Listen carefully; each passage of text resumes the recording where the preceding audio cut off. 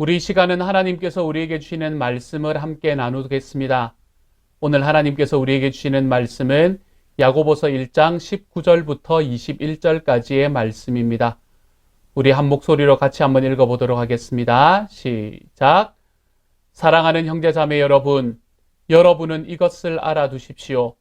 누구든지 듣기는 빨리 하고 말하기는 더디하고 노하기도 더디하십시오. 노하는 사람은 하나님의 의를 이루지 못하기 때문입니다. 그러므로 더러움과 넘치는 악을 모두 버리고 온유한 마음으로 여러분 속에 심어주신 말씀을 받아들여야 합니다. 그 말씀에는 여러분의 영혼을 구원할 능력이 있습니다. 아멘.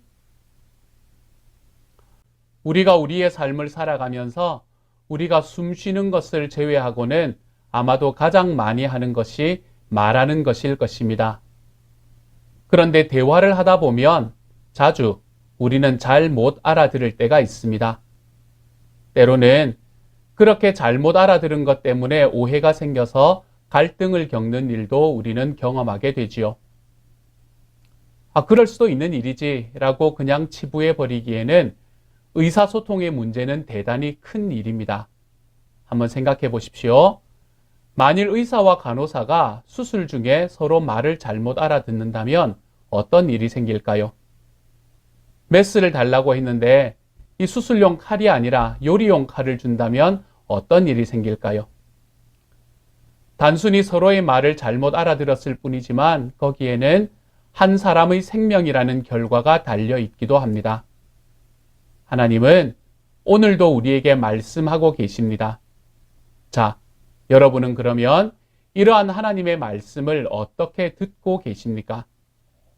하나님이 의도하신 대로 잘 알아듣고 계십니까? 혹시 그것을 잘못 알아듣거나 혹은 의도적으로 오해하고 있지는 않습니까? 의사와 간호사의 소통이 잘못되는 것에 생명이 달려있는 것처럼 하나님과의 소통은 영적인 생명이 달려있는 매우 중대한 일입니다. 야고보는 1장의 앞부분에서 우리들이 시험을 당할 때 기뻐할 수 있다라고 이야기하며 그의 말씀을 시작합니다. 또한 우리가 그런 시험을 당할 때에 지혜가 필요하다라고 이야기했고 지혜를 얻기 위해서는 기도해야 함을 그리고 그 지혜를 얻지 못하는 이유는 두 마음을 품었기 때문이라는 것을 우리에게 이야기했습니다. 이 모든 시험의 과정에서 하나님은 어디에 계실까? 그분은 우리가 시험을 당하는 중에 우리와 함께 계시기로 선택하셨고 그 시험을 넘어 승리의 자리에 들어가 생명의 면류관을 받을 수 있도록 해주시는 분이 되셨습니다. 그러므로 우리는 시험이 자라가는 6단계에 서서 결국 죽음에 이르게 되는 길에서 벗어날 수 있어야 합니다.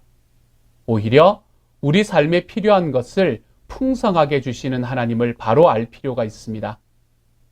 그리고 난 다음에 야고보는 하나님이 예수 그리스도를 통해서 우리에게 주신 복음을 자기 자신의 말로 좀 독특하게 표현하고 있습니다.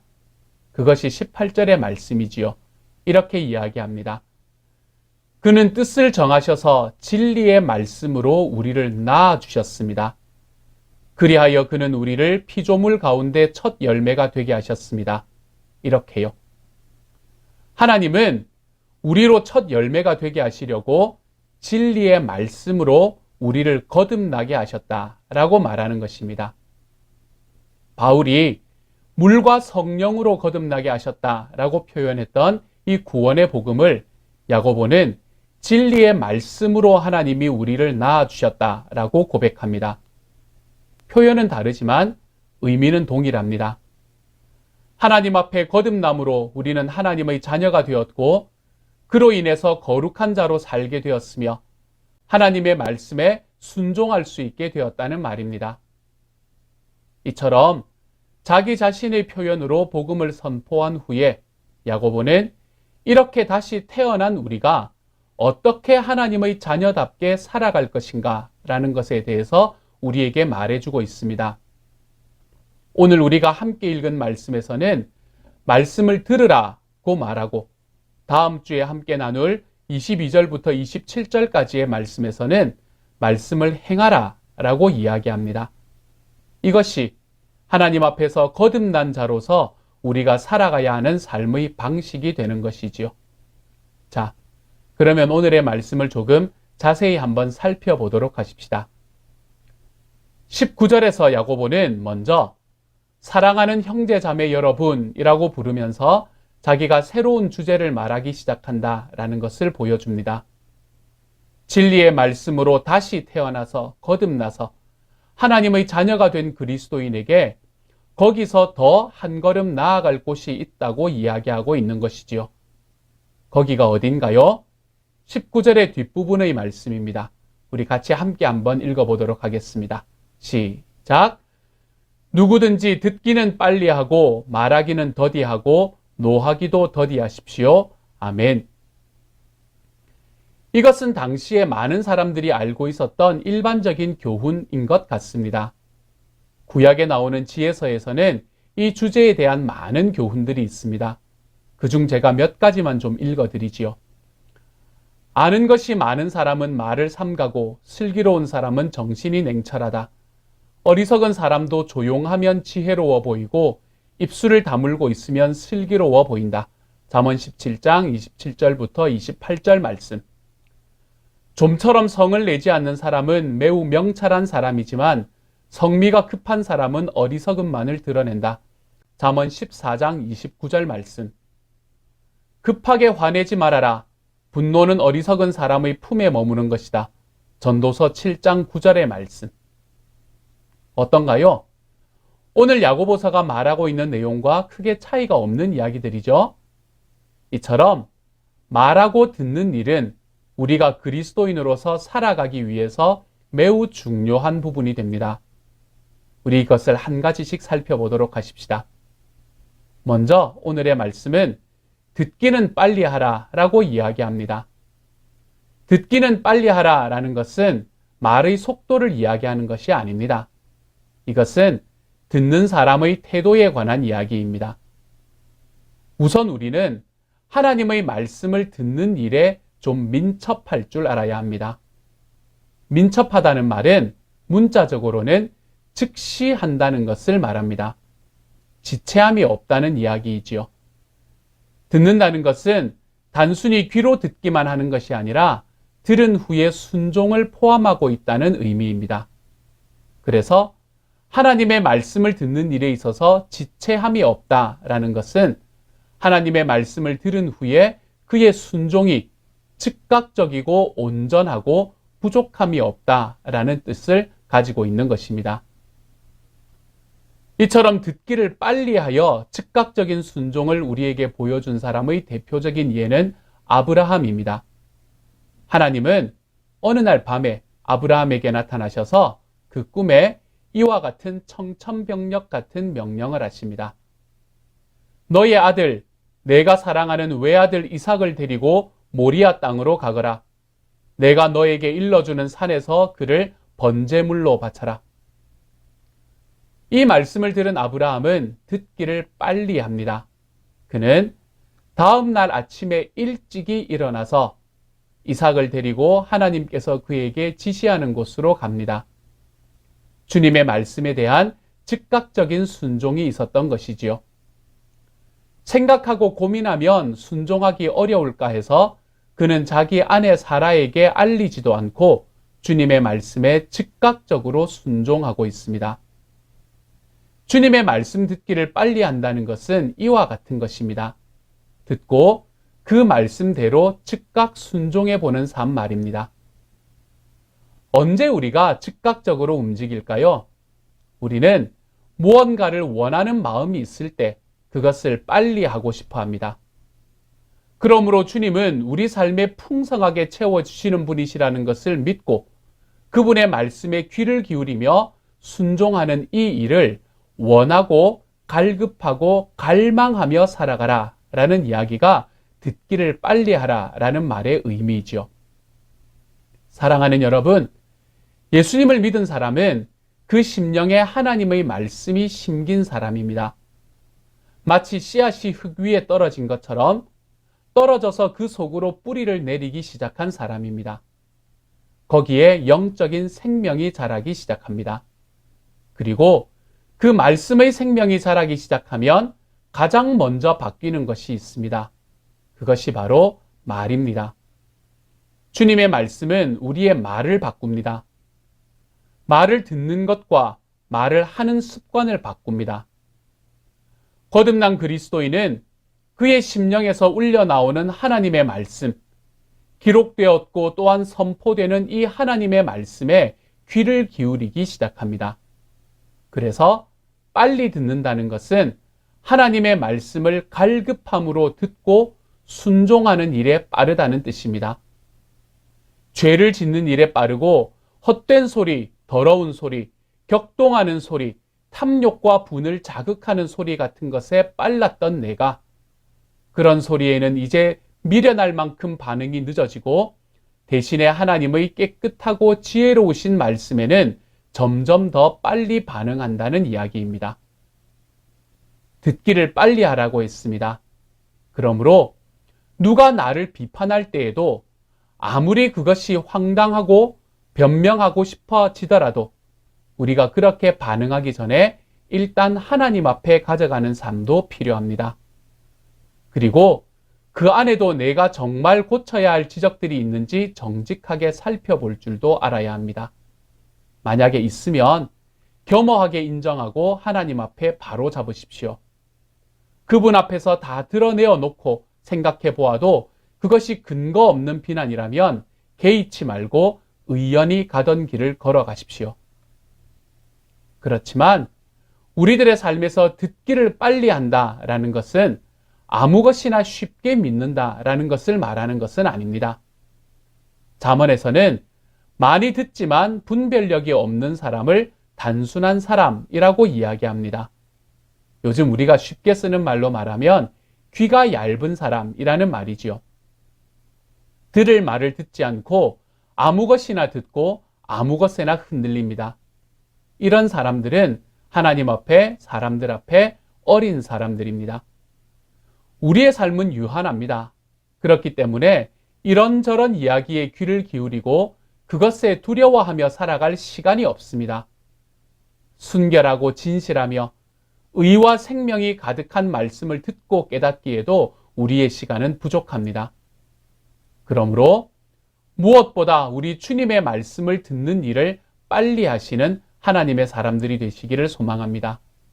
갈급함으로 말씀을 받고 그 말씀에 즉시 순종하는 삶을 살아가 우리 하나님의 말씀에 내가 나의 갈망이 있고 우리 하나님의 말씀을 즉시 순종하는 이 길에 나의 한 걸음을 디뎌내는 것에 주저하지 않을 수 있는 그러한 하나님의 자녀로 살아갈 수 있는 저와 여러분이 되시기를 우리 주님의 이름으로 축복합니다. 또한 오늘의 말씀은 말하기를 더디하라 라고 이야기합니다. 말하기를 더디하라 라는 말은 천천히 말을 하라거나 나중에 말을 하라 또는 아무 말도 하지 말라 라는 것을 이야기하는 것이 아닙니다. 이것은 듣기와는 반대되는 것으로 내가 말하는 것에 갈급해하지 마라 라는 것을 이야기하는 것이지요. 말하는 것에 관해서 둔하게 한다 라는 말은 말하는 것에 있어서는 민첩하고 약삭 빠르게 하지 말고 도리어 어리석고 둔하게 그렇게 하라 라는 의미입니다. 하나님의 말씀을 듣는 데는 빨라야 하지만 그분 앞에서 말하는 일에는 급하지 않고 둔하게 하는 것이 맞습니다. 그래서 전도서 5장 2절은 우리에게 이렇게 말합니다. 하나님 앞에서 말을 꺼낼 때에 함부로 입을 열지 말아라. 마음을 조급하게 가져서도 안 된다. 하나님은 하늘에 계시고 너는 땅 위에 있으니 말을 많이 하지 않도록 하여라. 아멘. 말하기를 더디하는 일은 또한 사람들 사이에서도 마찬가지입니다. 야고보의 이런 표현은 사실 매우 역설적입니다. 왜냐하면 보통 사람은 남의 말을 듣는 일에 인내심을 발휘하기가 어렵습니다. 듣는 일에는 군뱅이보다도 느리지만 말하는 데는 총알같이 빠르지요. 듣는 일에는 참을성이 없습니다. 설령 듣는다고 하더라도 매우 고집스럽고 둔하고 잘 움직이지 않습니다. 남이 말하고 있어도 그것을 자기식으로, 자기 중심으로 받아들이기가 다반사입니다. 반면에 말을 할 때는 얼마나 급하게 합니까? 상대방의 말이 끝나지도 않았는데 도중에 바로 끊고 들어와 그 말을 가로채고 자기의 생각만 쏟아붓기에 바쁩니다. 야고보가 편지를 쓸 당시에도 마찬가지였습니다. 유대인들은 그때 당시에 설교 중에도 누군가 일어나서 질문을 하거나 말을 하는 그런 문화를 가지고 있었습니다. 예수님께서 가르치실 때도 중간에 사람들이 일어나서 예수님의 메시지 중에 질문하는 것을 우리가 볼 수 있게 되지 않습니까? 그런데 문제는 그렇게 말하기를 속히 할 때 문제가 생깁니다. 듣고 생각하고 말하는 것이 아니라 자신이 무슨 말을 할지만을 생각하는 것입니다. 그렇지만 듣고 있을 때는 좀 들을 줄 알아야 합니다. 주의해서 들을 줄 알아야 합니다. 그 사람이 자신의 말을 통해서 전하고 싶은 그의 마음이 들릴 때까지 우리는 그 이야기를 들을 줄 알아야 합니다. 경청해야 한다는 것이지요. 그럴 때에 하나님과의 사이에서도 사람들과의 사이에서도 올바른 관계가 생기기 시작합니다.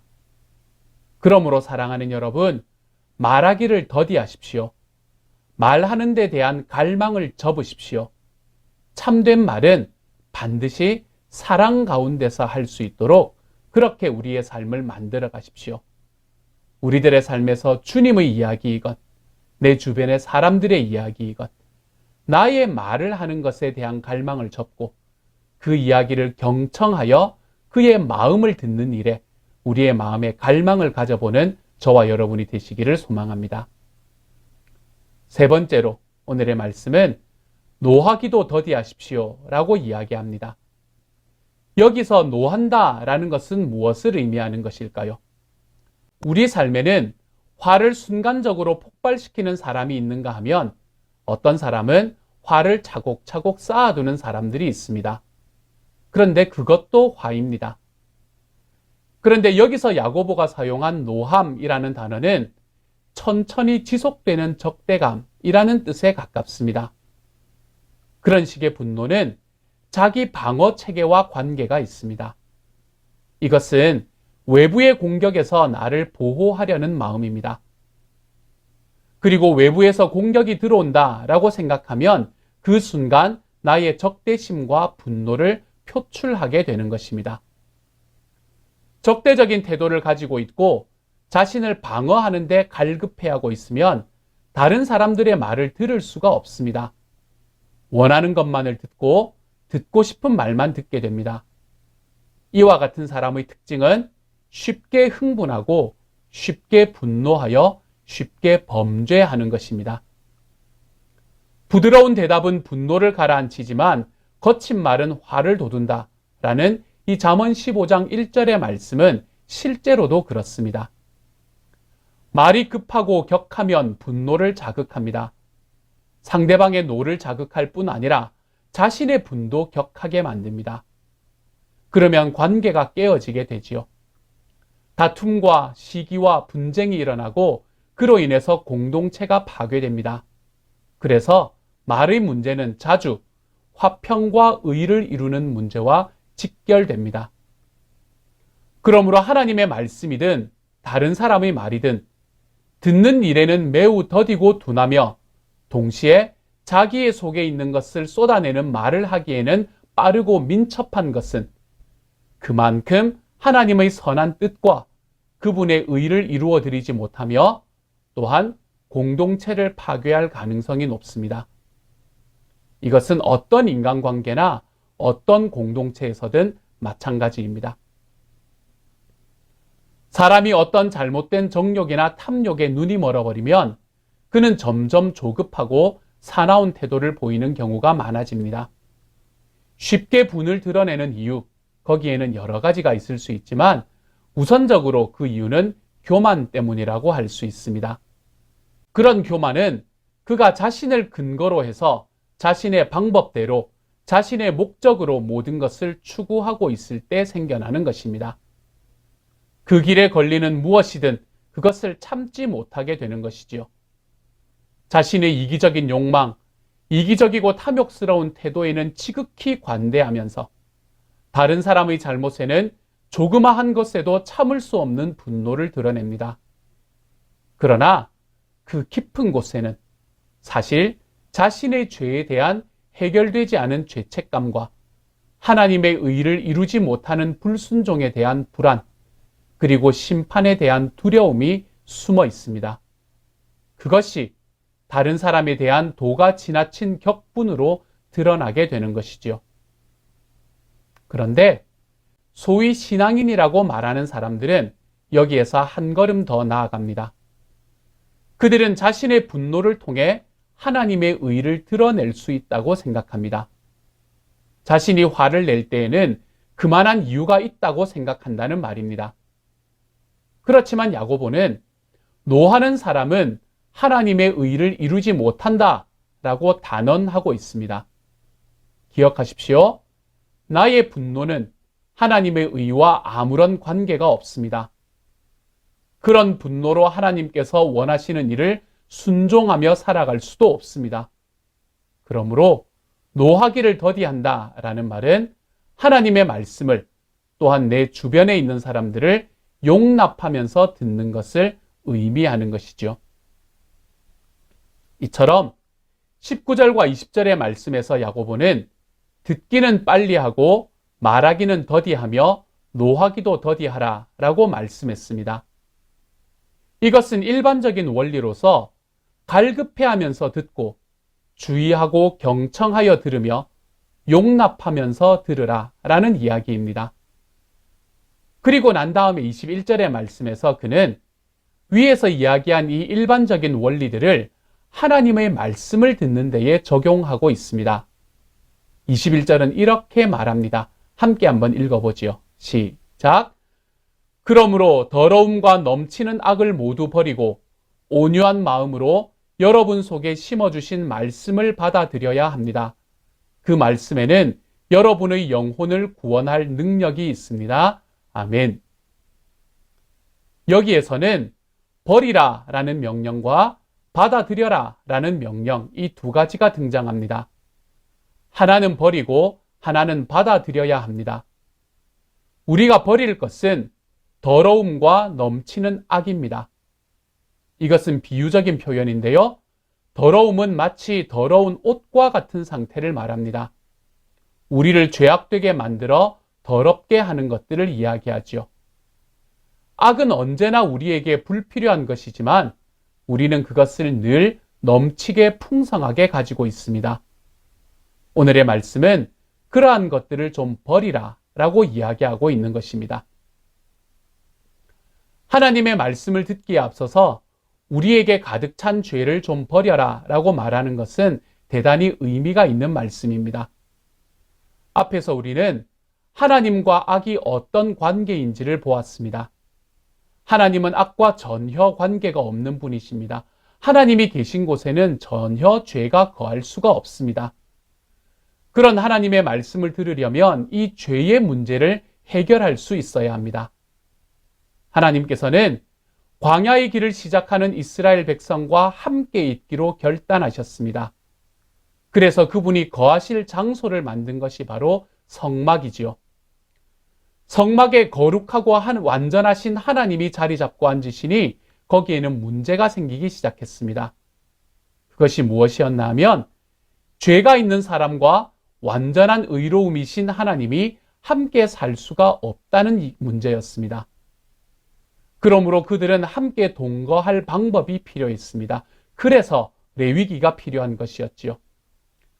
죄로 인해서 거룩함에 실패한 사람들이 어떻게 그 거룩을 회복할 것인지, 그리고 그 회복한 거룩을 어떻게 유지할 것인지를 알려주어야 했기 때문입니다.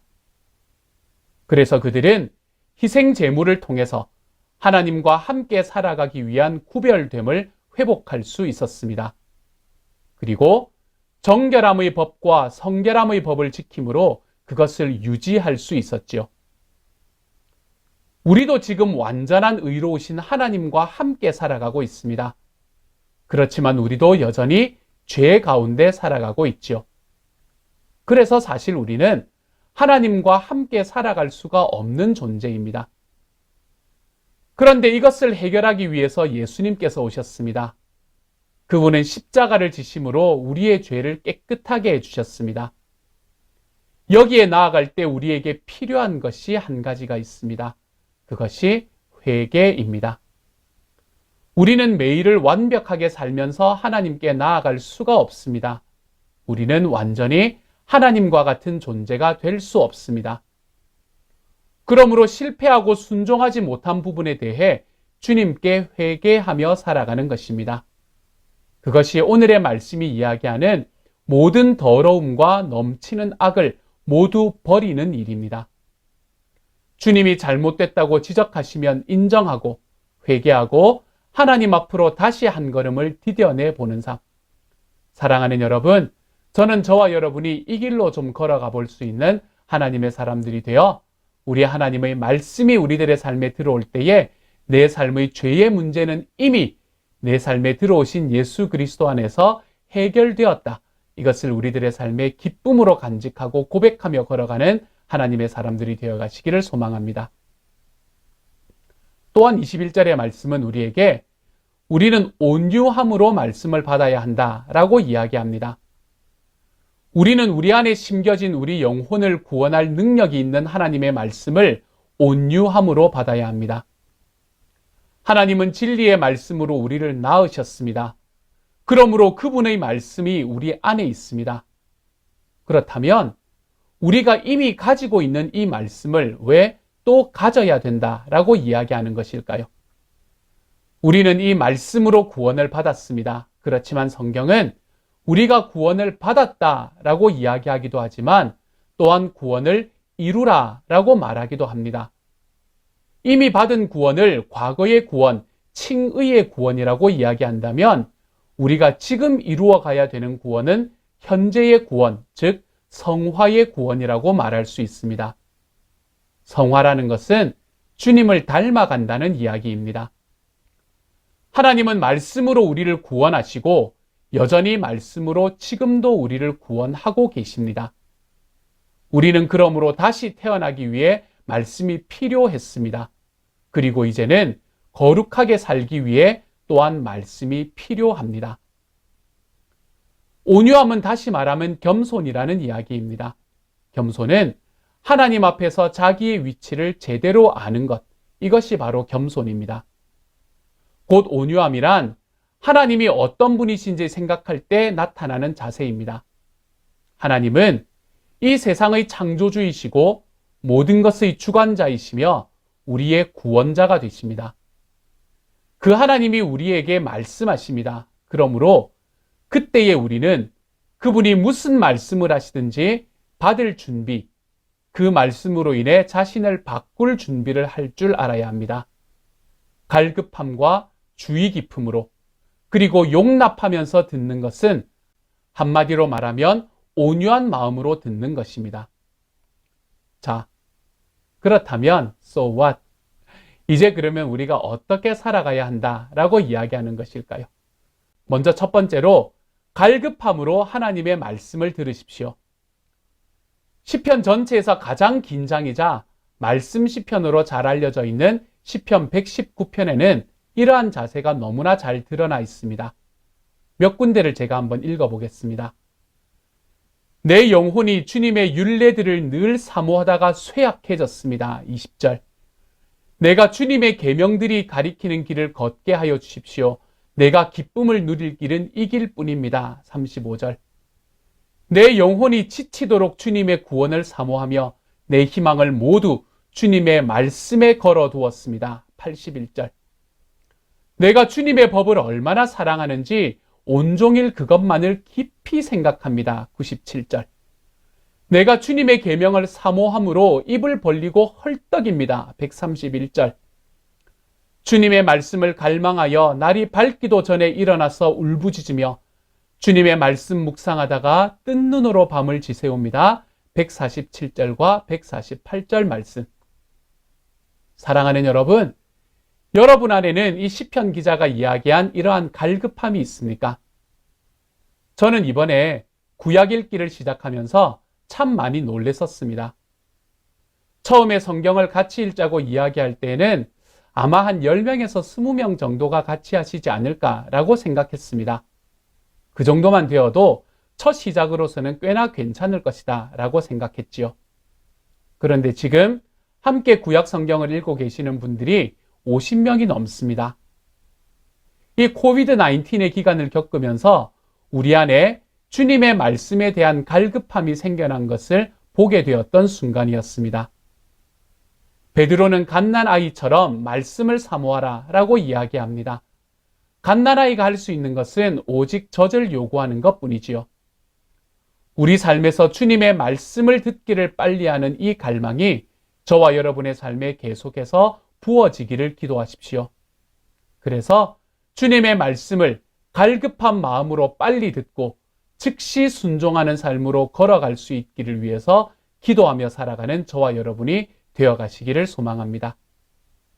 두 번째로, 주위에서 하나님의 말씀을 들으시기를 소망합니다.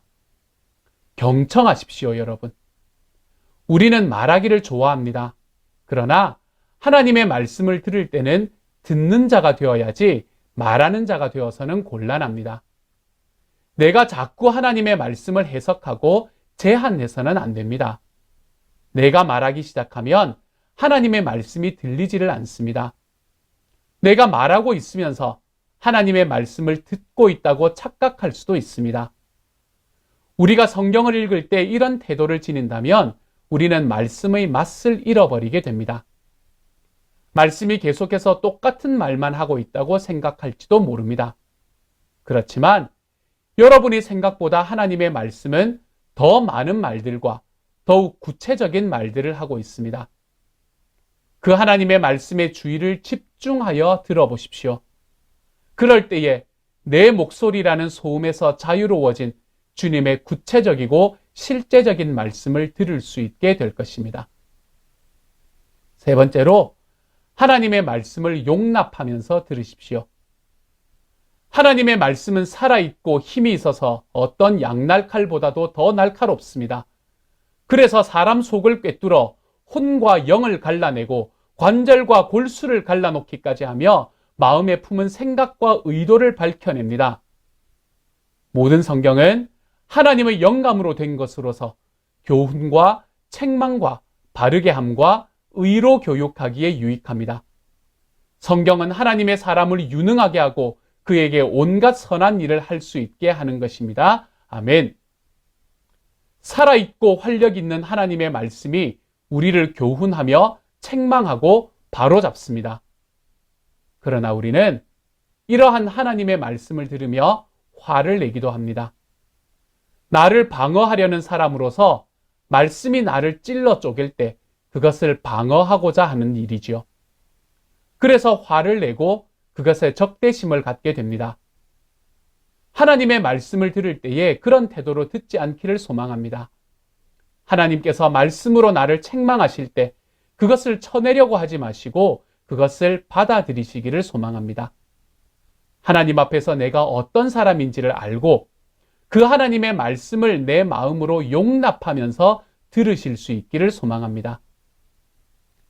여러분이 말씀으로 태어나서 말씀대로 사시기를 원하신다면 위와 같이 하십시오. 그냥 단순히 내가 주님의 뜻대로 살고 싶습니다 라고 선포만 하는 앵무새가 되지 마십시오. 하나님께서 우리에게 하시고자 하는 말씀은 성경에 이미 다 기록해 두셨습니다. 그러므로 기꺼이 순종하려는 마음으로 온유함과 겸손함으로 그 말씀을 들으시기를 소망합니다. 사랑하는 여러분, 그러므로 내가 무엇을 듣고 있는가에 주의하십시오. 사랑을 위하여 사랑 가운데에서 참된 것을 말하십시오. 모든 선하고 아름다운 것과 더불어 주님께서 우리에게 주신 평강을 누리십시오. 그 마음에 하나님의 말씀이 심긴 성도로서 저는 저와 여러분이 무엇보다 이 말하고 듣는 일에 온전한 사람으로 자라가는 자리에 설 수 있기를 우리 주님의 이름으로 축복합니다. 이 시간 우리 하나님 앞에 같이 한번 기도하며 나아가기를 원합니다. 함께 기도하겠습니다. 사랑하는 하나님 감사합니다. 저희가 주님의 말씀으로 거듭난 사람으로서 우리 주님께서 우리에게 하시는 말씀을 잘 들을 수 있는 하나님의 사람으로 거듭나게 하여 주옵소서. 사랑하는 주님, 그 주님의 말씀을 갈망함으로 듣고 그 주님의 말씀을 나의 이야기로 하나님 오염시키며 듣는 것이 아니라 우리 주님의 말씀 앞에 말씀이 나를 찔러 쪼개는 것을 내 마음속에 용납하며 받아들일 수 있는 하나님의 사람이 되게 하여 주옵소서.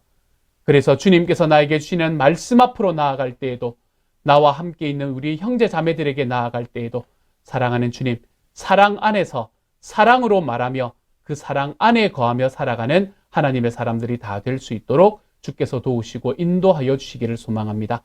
주님 안에 구원받은 사람으로, 주님 안에 거듭난 사람으로 주님, 먼저 우리의 듣는 것과 말하는 것이 바뀌고 우리의 듣는 것과 우리의 말이 하나님 앞에 바뀌어 나갈 수 있는 하나님의 사람이 다 되도록 주여 도와주옵소서. 모든 말씀 우리 주님 예수님 이름으로 기도드립니다. 아멘. 이 시간에는 우리 한 번 더 기도하고 축도함으로 오늘의 예배를 마칩니다. 이제 평안한 마음으로 세상에 돌아가십시오. 선한 일에 용기를 가지시며 악을 악으로 갚지 마십시오. 항상 연약한 자를 도우시며 병든 자를 찾아보시며 곤란당하는 이웃을 위로하십시오. 모든 사람을 존경하시며 주님께 봉사하고 주님을 사랑하십시오. 모든 일을 믿음과 사랑으로 행하시며 어떤 일에도 소망을 포기하지 마십시오. 그리고 거룩하신 성령님께 순종하여 기쁨과 감사의 생활을 해나가십시오. 우리 하나님 아버지는 여러분을 항상 도와주실 것입니다. 아멘. 이제는 우리를 우리 죄에서 구원해 주신 우리 주 예수 그리스도의 은혜와 하나님의 사랑과 성령님의 교통하시는 은혜가 이 시간 주님의 말씀을 갈급한 마음으로 빨리 듣고 즉시 순종하며 말하는 것에 관심을 가지는 것이 아니라 하나님과 타인을 경청하고 내 삶을 변화시키는 하나님의 말씀을 우리의 마음과 삶으로 품고 용납하며 살아가 주님의 능력의 말씀이 우리 삶에서 나타나고 경험되는 삶을 살아보기를 소망하고 결단하고 일어서는 모든 시온영락 식구들 한 사람 한 사람에게 지금부터 영원토록 함께 계시기를 간절히 축원하옵나이다. 아멘.